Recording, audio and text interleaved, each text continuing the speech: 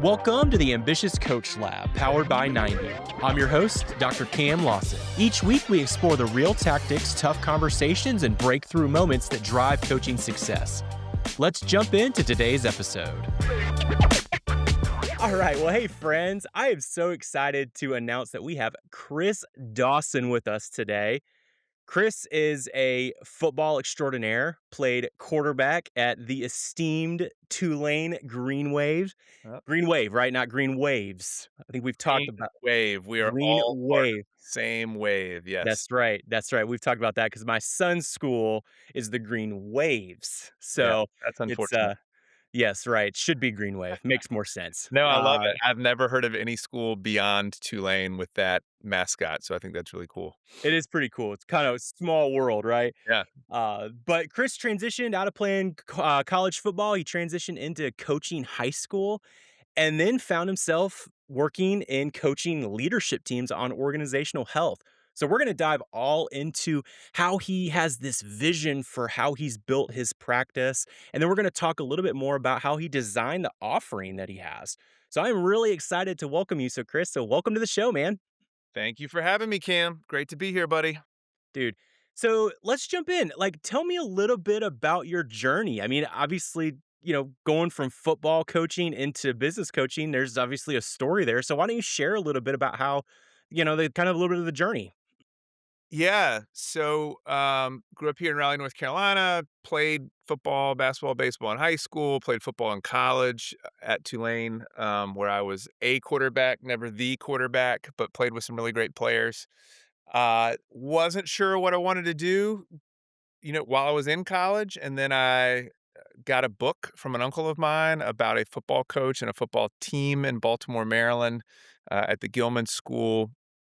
And what really grabbed me about that book was there's a guy named Joe Ehrman, and really the book is about Joe, and how he used football as a platform to teach boys uh, how to be men that serve their communities, right? So it was all about just using the sport as a platform to teach these sort of transformational lessons about measuring, defining your worth as a man, not through the ability to dominate others or your Mm. possessions or all of this sort of ego related stuff, but instead, how do you serve others, the relationships you have, what kind of friend, son, brother, and down the road, husband, father, coworker are you? What kind of impact are you having on the world? And that just like totally blew my mind. And I won't tell the whole story, but a lot of crazy things happened. I ended up meeting Joe right after Hurricane Katrina, which was my senior year.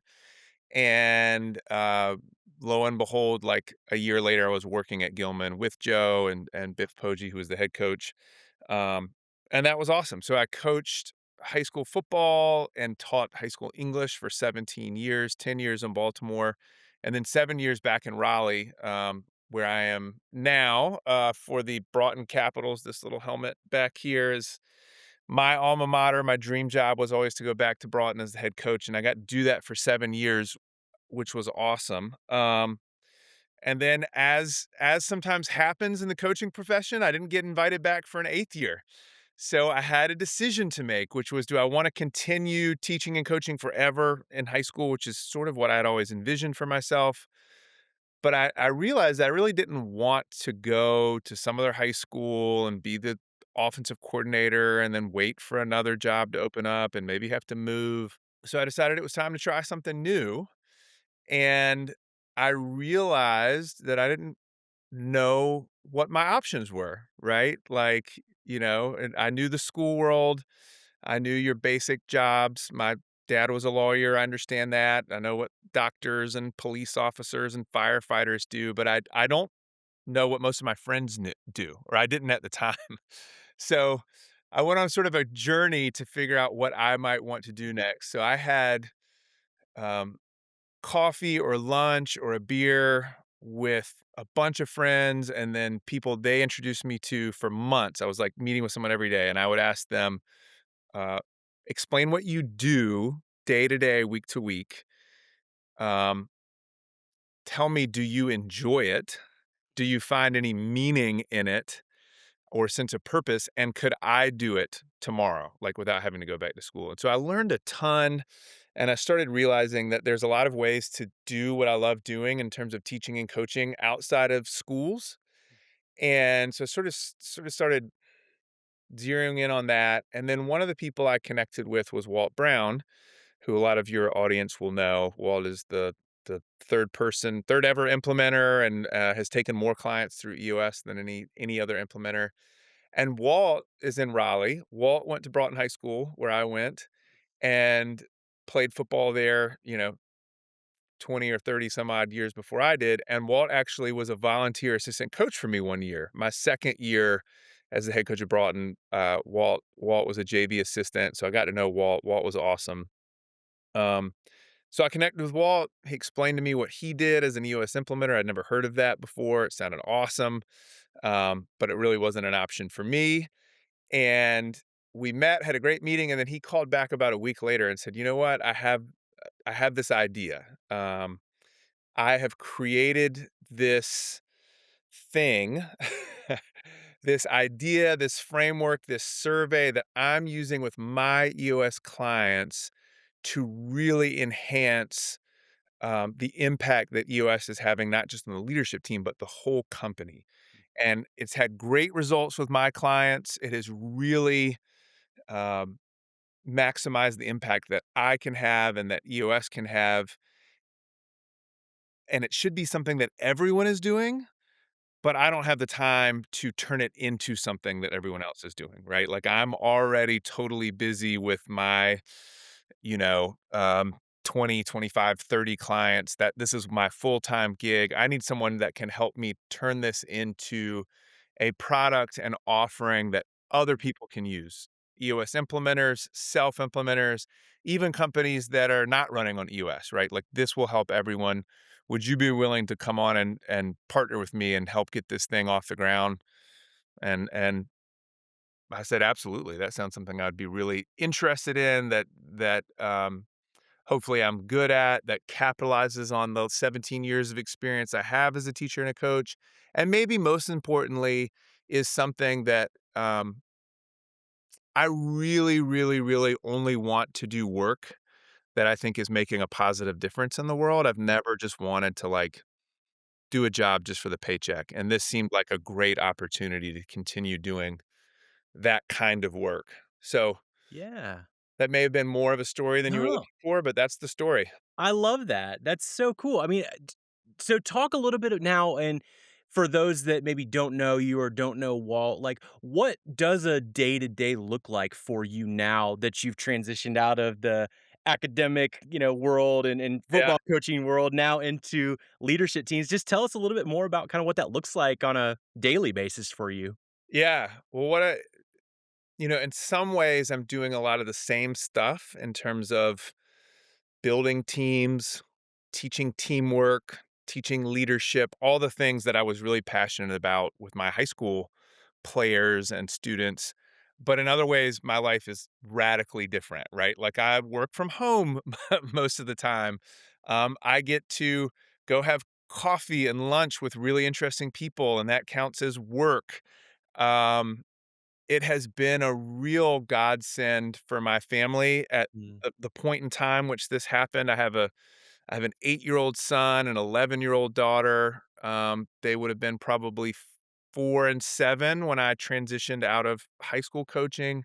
mm, And again, I love that job, but it is all consuming. And so from like August 1st to December, I didn't see my kids much. I was gone in the morning before they woke up. I was often home after dinner.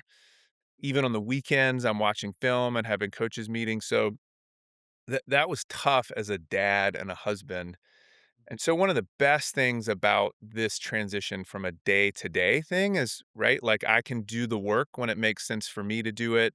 And that means I can walk them to school in the mornings. I'm usually here when they get home in the afternoons to like give them a hug. And I'm coaching both of their basketball teams right now. And so if I have work that needs to get done, like, and there's a deadline, I can do it after they're in bed if I need to. I don't have to do a ton of that, but I can really, when you're a teacher and a coach, you teach when the bell rings, right? You play the game when the game is scheduled to be played. You don't have any control over your Mhm. schedule, and now I have a lot of control and autonomy, and I love that, and, so that's been super positive, but on it, you were just sort of asking about, kind of the nuts and bolts of my day to day. It is monitoring. The first thing I do is make sure that my existing clients are taken care of, right? Are they running a survey? How much progress have they made? Is it time for them to get their report? Checking in once a month with existing clients to make sure that they're running their action plan. So that's like my first priority is making sure that the people that we're serving are getting everything they need. Mm, And then after that, a lot of it is business development, right? Like mhm. just traditional networking, meeting cool people. They introduce you to more cool people. And hopefully, in doing that, you're meeting the right kind of referral partners. And then, they're introducing you to your ideal clients. And so I think probably everyone listening or watching this, if they're a coach, they're very familiar with that aspect of the job. And then the last part, and you're really familiar with this, is the internal BITE7 team and handling that stuff. And so it was just Walt and I for like the first 3 years. It was just a two-man show, maybe 2.5 years. And then, you've come on Yeah. to the team, Tyler's come on to the team, which means now I get to have, in addition to kind of daily check-ins with Walt, there's an L10 every Monday, which I love, right? And there's all the communication back and forth on Google Chat, and there's, so that part has been really rewarding. I'm a team guy. I like being on teams. And as great as it was when it was just Walt and I, it's really nice to have a bigger team and Mm. and more interactions on a day-to-day basis with people who we're trying to accomplish the same mission, right? Like we have the same objective. We know what it looks like to win. We know what our roles are. It's just team stuff all over again. Yeah. Man, I feel that and empathize with that and on such a deep level because when you say you're a team guy, because I feel that too. Like Yeah, I mean, I was a college soccer player, and so I just grew up on teams. And so yeah, and then when, really after unless you go pro, the teams are kind of not a thing anymore yeah, other than your work teams. And so many teams are dysfunctional and all that. But man, I feel that so deeply. I love the team that we have at BITE7 and the work that we do and the leadership that you provide. And so can you talk a little bit about there's probably a lot of crossover. I mean, you kind of touched on it a little bit, but from your time in the classroom and on the field, how does that translate over into working with leadership teams? Because I'm sure there's a lot of similarities of yeah. struggles that people have. Can you kind of talk about how that framed your overall vision from transitioning from coaching, teaching into actually coaching leadership teams? Yeah, yeah. But before I do, I think it's important that your fans and listeners and viewers know that you are an outstanding college goalie and that you can still do a bicycle Yeah, kick. I shouldn't, but yeah. And if you wanna see Cam do bicycle kicks, like, go on his LinkedIn. I know he's obviously a prolific LinkedIn poster, but if you scroll through there, you'll find some videos and can still dunk a basketball, which I'm super jealous of. I could do that, Mhm. from, like, 10th grade through, when my daughter was born, and then I didn't try it for a long time, and then I tried it a few years ago, and it was so embarrassing and humiliating, and, I didn't even touch the rim. It was anyway. So anyway, just wanna make sure wanted Hey, that plug for you. thank you. My ego thanks you. Yeah, yeah. We all need other people to kinda, like, boost our ego. There you go. That's what teams are for. Yeah, yeah. Oh, absolutely. So in terms of the work I did with my teams, and even with my classes, and how that translates to what I do now. I would say that working with leadership teams, because most of the coaching I do is in a team setting, right? It's with the leadership team. I do check-ins, like, monthly with clients, that's a one-on-one, and I've developed some really cool relationships with kinda my point person in the organization, whether that's the visionary or the integrator, but most of the coaching is with a group, and I think of that as the work I did with my captains, right? So, one of the first things that we did in the off season, like leading into the following year was identify who our leaders were gonna be for the following season. We called that our leadership council. I spent a lot of time with them in the spring and summer, Mm. like teaching leadership skills and really holding their hands. They were each responsible for like an eighth of the team. We would have eight leadership council members, mostly seniors, but we had some juniors and sophomores. They were elected by their peers. And then between the JV and varsity teams, you've got 130 kids in the program. So they're each responsible for like, I can't do the math, 15 or 16, 17 Yeah. kids. And so it was a lot of time in the spring and summer, like, hey, are you checking in on your guys? How about all these rising ninth graders that are new to the program they're doing their first day of like lifting and practicing on June 10th? Have you called them, right? They need a phone call the very first day they show up. You need to thank them for having the courage to come out and do these workouts and let them know that anything they need, like you're their point person. So I love that time in the summer where we really got to focus on that. And then, we would elect a group of 4 captains. So, but during the season, I'm working with the captains, but also that larger leadership council. And really, Cam, like what I was talking to those guys about is the exact same thing I talk to the leadership teams at these companies I work with, which is like leadership is a privilege. It is this awesome gift that you've been given. And there's so much great, like such an incredibly positive impact you can have in this role, but you have to choose it. You have to want it. You have to work for it. You have to be disciplined to do it. Like it's not just going to happen because you're a nice guy. there are there are skills, there are processes, there are disciplines that you need to engage with every day to make sure that you are taking care of these people that you have the opportunity to lead. Um, so in a high school football context, I'm like, here are the tools you have available to you. Here's what you do in the locker room. Here's what you do in the field. Here's what you do in the cafeteria.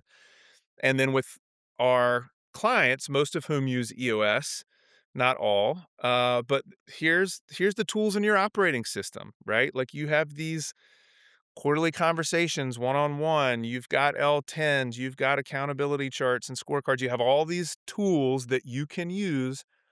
Are you using them for the benefit of others, right? Like we know most companies that are running on EOS, the leadership team after a period of time is bought in. It's making their work lives a lot better. But that's not enough, right? It's like, are you using those tools to make the work lives of your employees better, the people that you manage, your direct reports, and then their direct reports? Um, Like, are you putting them I say this a lot. There's sort of 2 things that a really good leader should always be communicating to the people they lead. 1, I believe in you, right? Like, I would not have hired you for this job if I didn't believe you could do it. I would not have promoted you to this position or Yeah. given you this assignment if I didn't know you could do it. And 2, it is my job to take care of you. It is my job to make sure that you have everything you need to thrive. Hmm. And so that's what I'm helping them do is like, how are we using your own personal gifts, but also the tools of the operating system to take care of the people you lead and make sure that they have what they need to thrive. So talk a little bit about I mean every coach has, philosophy, right? There's, you let's take you love UNC basketball, right? Roy Williams and all the many great coaches that have coached there had certain philosophies of how they There's a UNC basketball up here. Oh, there it uh, is. nice. Yeah. Yes. Love that. I'm a Kansas guy, you know that. Yep. So But you went to a many UNC game with me. I did go to UNC and I Yeah. did rock some UNC Yeah. gears, much as it hurt my heart, Yeah. but, no, it was a fun game. But yeah, I mean, talk a little bit about you probably formed your coaching philosophy through your athletics and being able to go in. How much of that stayed the same transitioning into the, let's just call it the boardroom, Yeah. versus adapted or kind of evolved over time? I mean, are the root foundational parts of that the same, or has it kind of morphed? Can you talk a little bit about that experience? Yeah, that's a great question. I think the very most important parts of my philosophy, like the foundation, have stayed the same. Mm, Um, like a lot of the things I was just talking about. Leadership is a privilege. It's this chance to have an awesome impact on the lives of other people, but it's also a chance to really have a negative impact on people. It's hard to be a happy person if you have a terrible boss or a terrible work mm, experience, right? So like we really need to value that and take that seriously. Um, servant leadership, these ideas around teamwork and the importance of being able to balance both what the team needs from you, but also like your own personal needs. So that stuff has stayed largely the same. The application is different, right? Like I'm now working with adults. I am not their boss. I am not their coach. I am not their teacher. I don't have the ability to cut them from the team, which was, that's a very different power dynamic. When you're the head coach, you have some real leverage at your disposal. That can be helpful if you need to use it that way. I don't have that when I'm coming in and working with another company's leadership team. So it's a different approach. It means it's probably even more important that I communicate the value of this and why it's important, what's in it for them individually, but also what's in it for the company and how this can really positively impact, as I've talked about a lot already, all the people they lead. But then what does that do for the company? Because it's this really virtuous cycle, right? Like it comes back to you. When you're taking care of your people, they can take care of their responsibilities and thus take care of the company. Um, so, there's that aspect. And then the other thing that's really different is as a coach and a teacher, I was seeing these people every single day. And now I'm seeing them twice a year, 4 times a year, mm, maybe monthly, but it is much less frequent. I'm not spending nearly as much time with them. So I've had to really think about, okay, how do I have the impact I want to have and how do they get out of this mm, engagement what they should get out of it mhm. when I'm not seeing them day to day. Um, so that's been a lot of my important learnings over the last couple years have been like, how do I make sure they're getting what they need when I'm not seeing them every day? Yeah, so the foundational philosophy, if you will, has definitely remained the same, the things that you have been shaped by over the years, but then the application of that has just changed because you're dealing with adults versus kids, Yeah, and your passion is evident because you can see it. We talk a lot on here about, the core competencies of being a great coach, and number one that you got to start with is you have to have a clear vision for why you're doing what yeah, you're doing. I mean, Walt likes to say it, "What's in it for me?" Right? Like if yeah, there's a clear vision that you have in your brain that you've developed that I think stretch from coaching high school football players yeah, that's now transitioned into leadership teams is, "Hey, I want to go and provide an experience where you become the best individual player and also we become the best possible team together." And the outcome of that is hopefully we win together, yeah, but even if we lose together, we're together and we're becoming better yeah, as humans, right? And it's a good thing we're a part of. We all belong to something that's bigger than ourselves, yeah, and we yeah, believe in it. And so I can see that in you. And I mean, granted, we have a much deeper relationship that goes stretches beyond this yeah, podcast episode. So I can see that even further in you. But that's what drives you. And I think every business coach, you have to get it that granular of why you're doing yeah, what you're doing. Because if it's just a thing, a hobby that you're doing, you've transitioned out of your successful career and you're like, oh, I can help some people. I don't know if that's gonna get you through the hard times, Yeah. but when you have that crystal clear vision like you have, that's what gets you through really a pretty bold decision to kinda pivot mid mid-life into a different career, Yeah. but you had that vision, and I'm sure there was a lot of conversations that happened with Walt and other individuals, but I really appreciate you sharing kinda your deep-rooted vision and how you kinda came to that conclusion. Yeah. Yeah. But yeah, I mean, so on the second thing, once you have your vision clear, right, you move into offering. You've got to figure out how to package these things and this passion Yeah. into a way that people are actually going to buy. Yeah. So let's talk a little bit about that with the Byte 7. And Byte 7 has this 7 critical needs framework that you referenced earlier that Walt kind of created and passed on to you to kinda make happen as far as more Yeah. of a formalized, thing, but can you talk a little bit about just the offerings that Byte7 has that go out in the market that you sell? And I have a lot of funny stories about this, but the first year was just that was the question. Like, what is our offering? What is our we have this philosophy and this framework and these 7 critical needs and a survey around it, but, like, what's the offer? What are people actually buying from us? And so I'd have these funny conversations with people, like, in my first 6 months, I was going out, Walt always says, "Go make a mess," which he gets from shout out to Greg Walker, who coaches Walt and coaches me too. I think that's at least where we heard it from. But so I was going out and like I know a million people in Raleigh and I was having lunch and coffee and occasionally they'd say, "Oh, that sounds really interesting. Like I'd be interested in having my company do that." And I'd say, "Well, too bad. There's nothing for you to do." Right? Like we don't know what it is yet. I will let you know Yeah, when there's something for you to do and pay for, you'll be the first person that I reach yeah, out to. right. Making a Uh, mess. yeah. So we did a lot of free trials in the first year, whether that was leveraging, you know, Walt's relationships with other implementers and getting their clients to try it, or there was a lot of different ways we were meeting people and getting them to try it. And that was really fun, like getting their feedback. Hey, what was valuable in Mm, this process and what was a waste of time? What was clear? What was confusing? What would you want that we aren't currently offering you? And so that, we did it was, I think, a year and a half before we finally started, uh, charging for our services because it took us that long to feel really confident about what we were offering.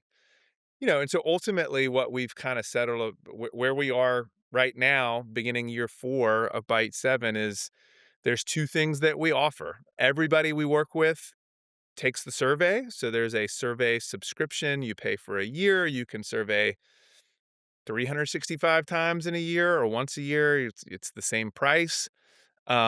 We recommend twice a year for most clients for what it's worth. The big thing there is you wanna make sure that you have time to do something concrete and substantive based on the results of the first survey and the feedback from your people before you before you survey them again.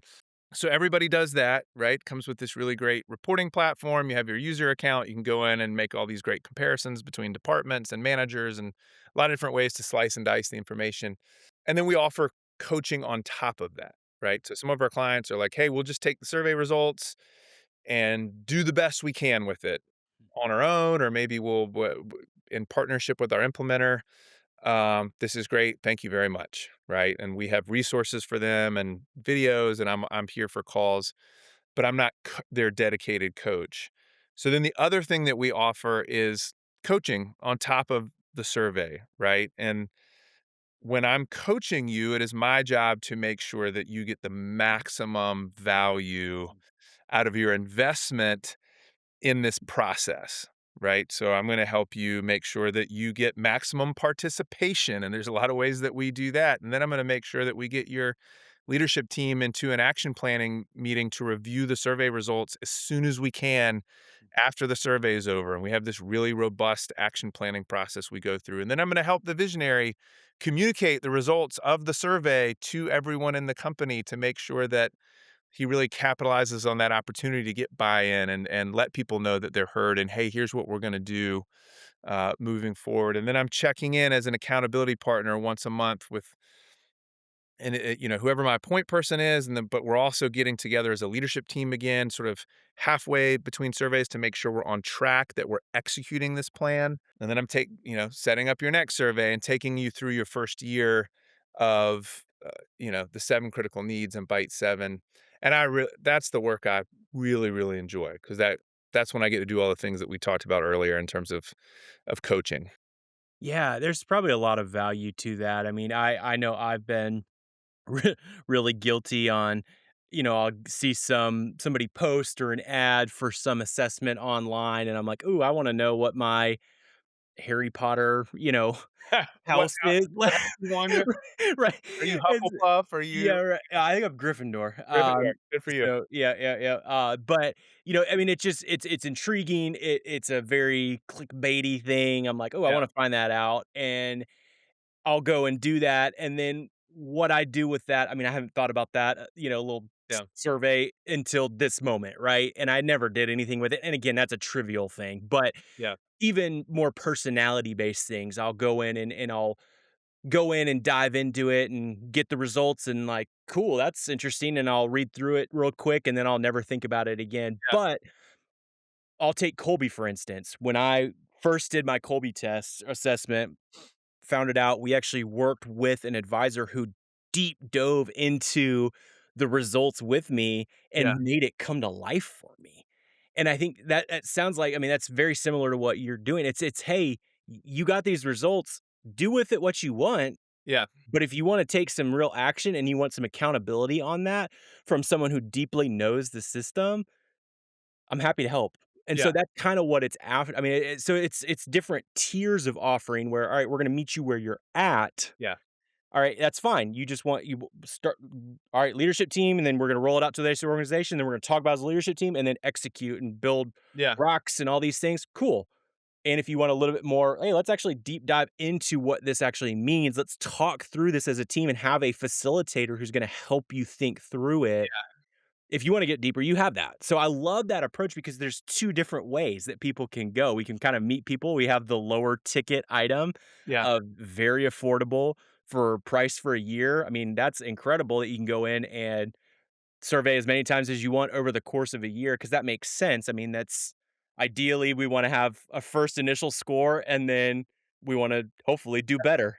yeah, So yeah, can you I mean, what would you say is the primary thing that maybe makes the 7 critical needs and the BITE 7, framework just fundamentally different? How does it diversify or compete with other, things out there? I mean, what's the biggest thing or things that it offers companies that are running on EOS or any kind of operating yeah, system? yeah. Great question, because there are a million, for lack of a better term, just very generically, it's an employee engagement survey, and there are a lot of those out there. So what makes us unique? One, within the EOS ecosystem, and again, most of our clients run on EOS. This is the only engagement survey I'm aware of that an implementer created, Mhm. right? And not just any implementer, but one who's been doing it longer and more frequently than just about anybody else. Um, and so he really designed the framework around his experience with his clients, and how to unlock the potential of EOS beyond the leadership team, right? So that's an important unique for us. Two, it's really simple. We have two surveys. They both measure the same 7 critical needs. One is 7 questions. One is 21.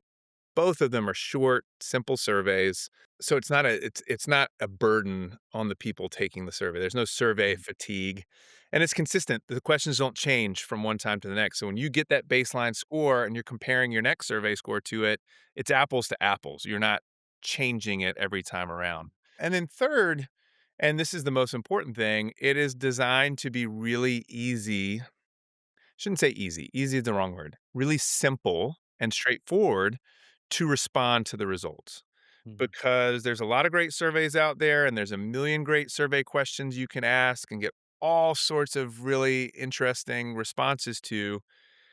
But if you don't do anything meaningful with that information to positively impact the people who took the survey and took the time to give you their thoughts, then you shouldn't do it in the first place, right? Probably worse. Yeah. Oh, it is worse.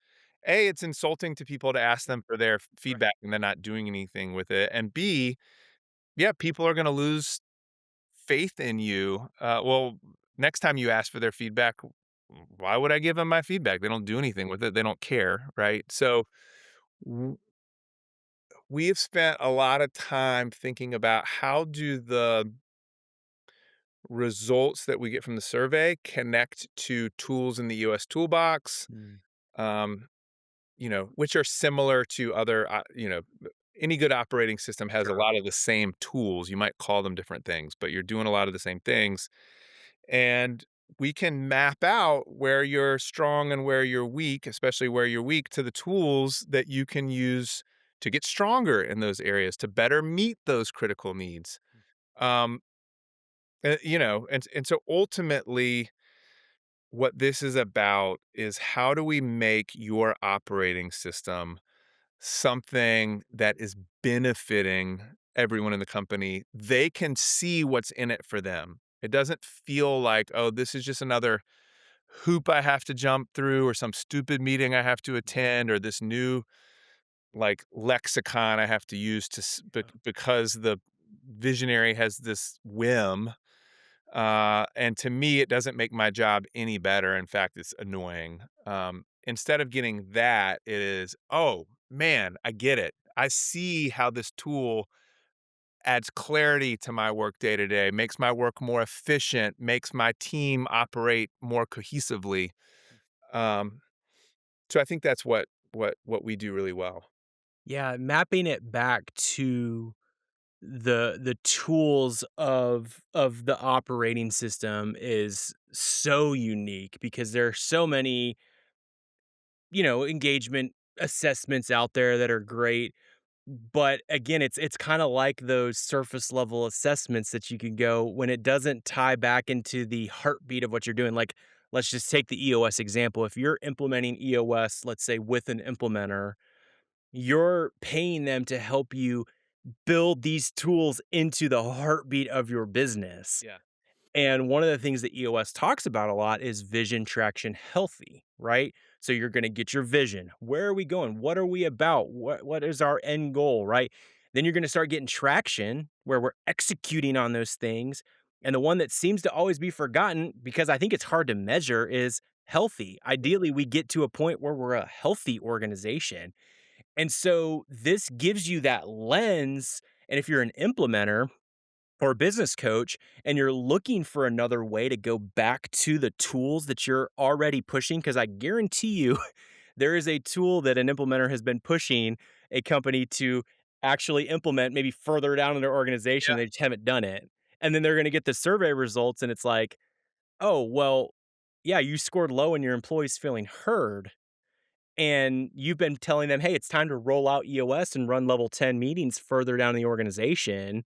This is going to give you data to point back to that.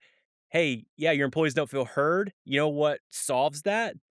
Doing IDS, running level 10s, doing quarterly conversations, all tools in the EOS toolbox that will directly relate to the low score that you got. And so, what a gift to an Yeah. implementer to be able to use something like that because it's the company's data and it's really hard to argue data.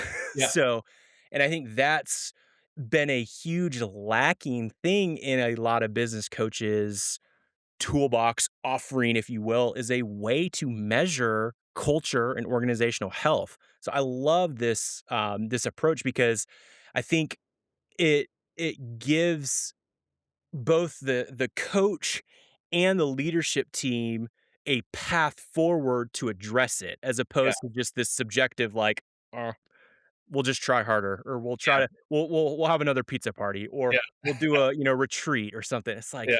Yeah. how? Like, go back to the tools of your operating Yeah. system that you're paying the implementer to help you, so I think Yeah. that's one of the coolest things about this offering of how cohesive it is with the work that implementers do by just giving them a different lens to go back to the tools of EOS. I mean, Uncle Walt's famous saying, "The answer's in the tools," right? Yep. Yeah, it's a great tool for implementers because they're just working with the leadership team as well. Um, and so they're seeing firsthand the trust that's being built in the leadership team and the way that the leadership team is using the tools. But they don't see, they don't have any insight into how those tools and that rollout is affecting everyone else in the organization, other than what's being reported by the leadership team. And the bigger your company is, the bigger your blind spots are, right? Like, where our perceptions of how this is affecting everyone else are never spot on. I learned that all the time as I would survey my players as a coach, and man, that was always, I had to put on my big boy pants for that when I would go through those results, because there was always blind spots and things that were disappointing. Man, I thought this thing that we've been doing all year was really making kids feel seen or heard or valued, or helping them, whatever it was, and not realizing, oh man, totally missed the mark, and I didn't realize Mm, it, and I mm. wouldn't have known if I hadn't asked, because and this is a little bit unique to adult, the coach player relationship, but it's true in a lot of businesses too. Oftentimes those players are going to tell me what I want, they think I want to Right. hear, because they're afraid of upsetting me. And well, if I upset coach, I might not he might cut my playing time or whatever. So it's important to give people an opportunity, and there's different ways to do this, but like a way to share anonymously, and securely, their feedback, so that you can get really honest feedback, especially the hard feedback that someone might, even in a company that has a lot of trust and a great culture, there are certain things that people just don't feel comfortable sharing if they think it's going to hurt someone else's feelings, Mm. So That's such a good point, and I'm glad you brought that up of, um, the a the way that this offers an anonymous way for people to go in and share their feedback, because it is. I mean, it's some people are not as direct or forthright as others.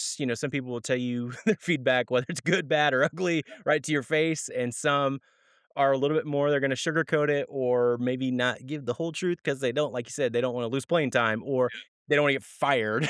yeah, And so, yes, yes, this does offer a great way for that. And I think from the coach perspective, what a great offering to build in your arsenal of tools that you can utilize that help you remain pure to what you got in. Your vision of what yeah, you ultimately want to do is help organizations get better. This just becomes the organizational health angle back to that. yeah, So what a cool offering that kind of provides this holistic, hey, Coach Chris's vision for how he runs his practice, and the offerings just stem right out of that. It's a natural flow. So I love that approach. yeah, yeah. Just real quick on that, right? Because it's the primary aim is to figure out the company leadership.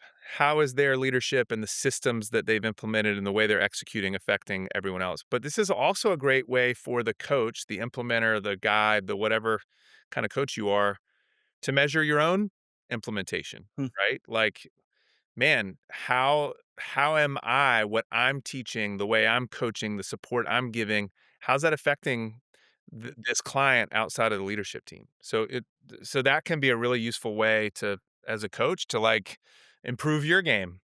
Yeah, that's so true. I mean, it gives you that objective way of, hey, does this organization that I've worked with that is fully rolled out, do they see that this is being done for them? Yeah, Like, is this actually, are we getting good scores on these needs being met? Because these needs are universal, yeah, regardless of what industry. It's not a specific industry. It is just these are 7 needs that people have. yeah, And if you're meeting that as a coach, that means you're doing your job of helping this organization get to that point. So yeah, I love that. Thank you for pointing that out. That's a yeah, great call out. So in conclusion, first off, this has been a great conversation. I really appreciate you taking the time. I've enjoyed this. But I always like to ask guests 2 questions. First one is, if you could go back to, let's call it rookie Chris, You can take this whether this is just coaching in general or just whatever you wanna wherever you wanna take this. But if you could go back to rookie Chris with all the knowledge and experience of years of athletic coaching and leadership team coaching, with all of that knowledge and experience, if you could give yourself a piece of advice, what would you tell yourself? So I think I'll talk to rookie BITE7 Chris, as opposed to, like 4 years ago instead of 20 something years ago.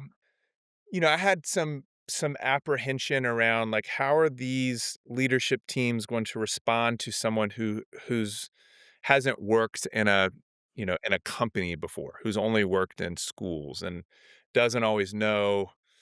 I had a huge learning curve. There were a lot of acronyms that were getting thrown around. I didn't know what they meant, in these meetings, and I was a little worried about kind of the imposter syndrome that I think we all experience at some point.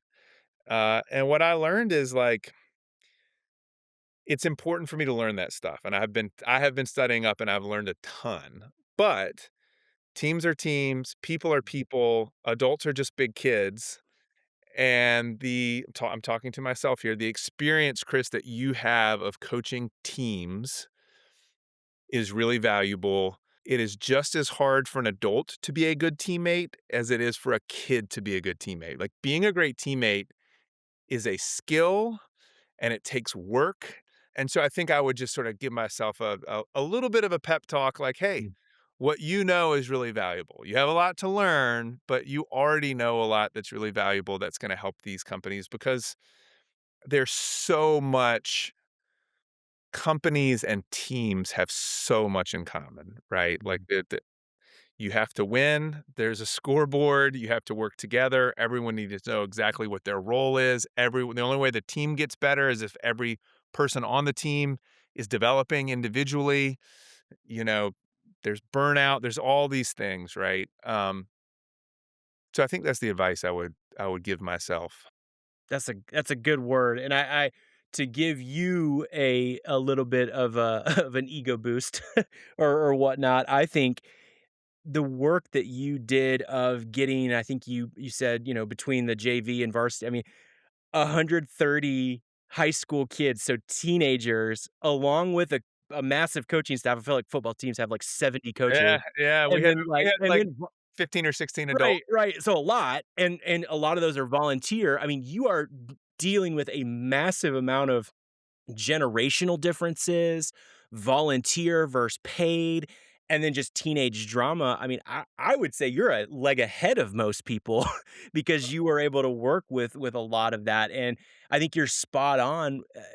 Teams, leadership teams, whatever it is, I mean, it's all humans who have both personal and professional baggage that Yeah, they're bringing, and you have navigated that for years and years on a football team, and so I think that gives you such a unique perspective, and things that would trip up certain people aren't gonna trip you up because you've seen it in the locker room of drama between, 2 starting players or whatever. So yeah. I think there's but I hear here to the advice. I resonate with it and I appreciate you sharing. And so second question is a little bit so that was more reflective.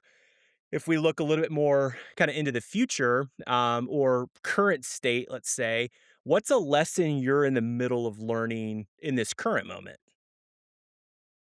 Yeah, this is a timely question. I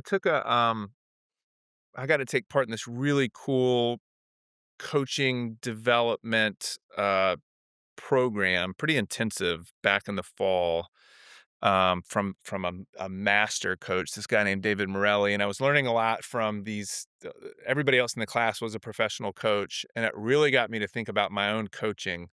And so one of the things a learning I'm in the middle of is how to balance these two things, right? Like on the one hand, companies, clients are paying me to come in and help them do something that I know a lot about, right? Like I'm the expert in the room. They're the expert on their own companies, but I'm the expert on BITE7 and the 7 critical needs and how to get the most out of this process.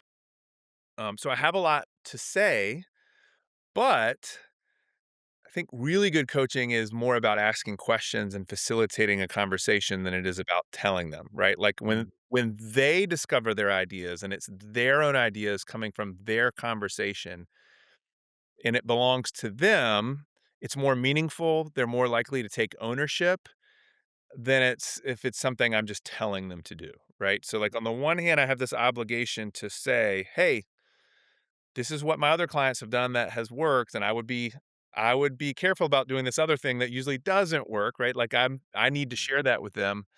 But also it's not my job to talk the whole time. It's my job to hopefully be asking the right questions and having sort of the awareness of how to facilitate a really good conversation so that they're discovering the answers because they're the ones that are going to have to do the stuff, right? It's just like an EOS implementer. They know EOS really well, but they're not gonna start working for your company. They're not gonna show up at the office on Monday and do this stuff for you. Like, you've gotta be able to do it. So, that's something I've been thinking about a lot recently.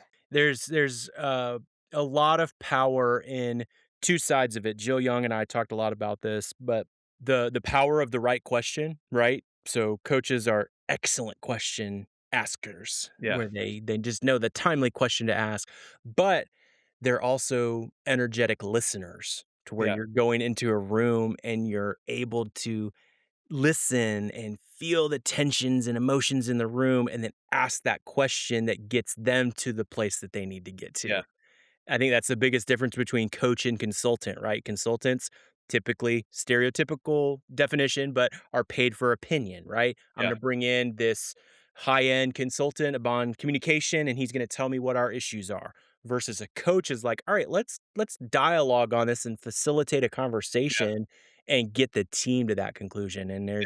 there's positives to both sides, right? Certain situations, but that's a really good lesson, man. I appreciate you sharing. So, and thanks, man, for coming Yeah, on and having a conversation. This was fun. it was great fun, man. I appreciate it, Cam. Hey, let's say if somebody wants to get in touch with you about all things Bite7 or maybe wants to pick your brain on some offering or vision stuff, like what's the best place to get in touch with you? Yeah, old school, just email me, Chris at bite7.com, Chris at BITE7, the numeral, .com. They can go to our website, bite7.com. I'm on LinkedIn, that kind of stuff. But yeah, email me and let's Zoom. I'd love to meet other coaches. I have so much to learn. And I know that Cam, this is a really cool community you're creating. So I'd love to meet more people in the community. Yeah, well, that's awesome. We'll put all that in the show notes so people can have easy access to getting in touch with the infamous Chris Dawson. So, well, cool, man. Well, thanks for coming on, and I hope everybody has a good rest of their day. That's it for today's episode of the Ambitious Coach Lab. My hope is that something here helps you sharpen your craft and keep building a coaching practice you're proud of. Before we wrap, a quick thank you to our sponsor, 90. If you're coaching leadership teams, having your clients run their entire world in 90 truly elevates your work. Vision, rocks, scorecards, issues, it all lives in one centralized place. The clarity keeps your clients aligned between sessions and makes every conversation you have with them more focused and more impactful. I've used 90 with over 500 leadership teams, and I can tell you it makes great companies better and great coaches even more effective. Feel free to use promo code AC20 for 20% off. Again, that's AC20 for 20% off. Thanks for hanging out with me today. I'm Cam, cheering you on as you grow your ambitious coaching practice. We'll see you next time.